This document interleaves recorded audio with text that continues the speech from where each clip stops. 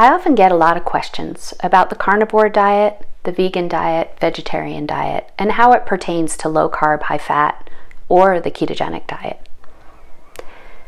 The big overall arching answer is that everybody is different.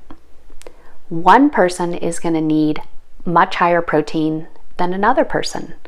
Another person's going to need more vegetables than another person, and another person's going to need more fat than another person.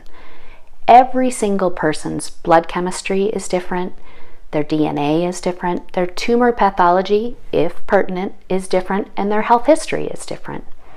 So it's very important to consider customizing your diet after you're done with this program. If you work with me or one of my colleagues, we're going to be able to look at your blood chemistry and your DNA and determine what kind of proteins you can digest, what kind of fats you can digest, and what kind of vegetables and supplements are needed. It's very important not to think of one size fits all. Oh, I hear Joe Schmo did the carnivore diet and he kicked his brain cancer, or this person did vegetarian and they got rid of their kidney cancer, etc., etc. You're not them. I'm not them.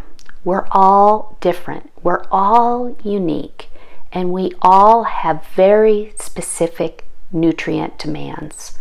So let's really consider taking this a step further and customizing your diet to meet your needs.